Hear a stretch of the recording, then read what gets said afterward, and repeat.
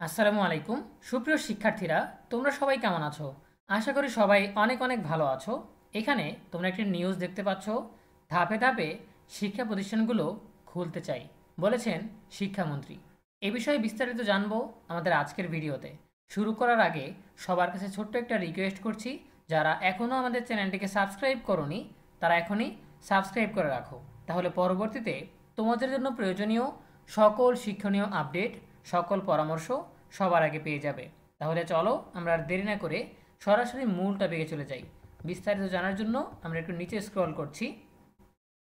কোটা সংস্কার আন্দোলনকে ঘিরে সহিংসতার কারণে বন্ধ থাকা দেশের শিক্ষা প্রতিষ্ঠানগুলো ধাপে ধাপে খুলতে চান বলে জানিয়েছেন শিক্ষামন্ত্রী মহিবুল হাসান চৌধুরী।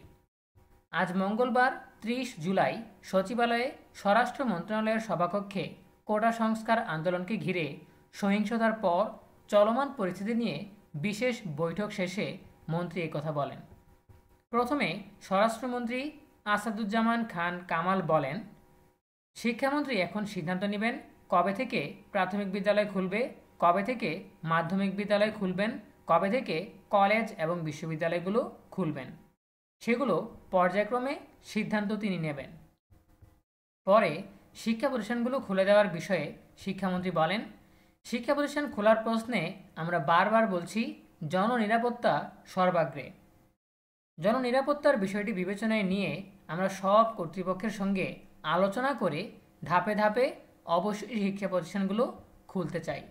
তিনি বলেন, প্রাথমিক শিক্ষার জন্য যেই বিদ্যালয়গুলো রয়েছে, পরবর্তীতে মাধ্যমিক শিক্ষা প্রতিষ্ঠানগুলো নিরাপত্তা ঝুঁকি নিরূপণের মাধ্যমে স্কুল খুলে দেওয়ার বিষয়টি নির্ধারণ করা হবে।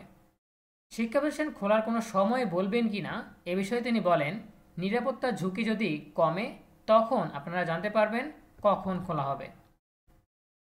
অনলাইনে ক্লাস নেওয়ার বিষয়ে কিছু ভাবছেন কিনা এ বিষয়ে শিক্ষামন্ত্রী বলেন, ইন্টারনেট যেহেতু সচল হয়েছে সেটাও আমরা বিবেচনা করছি।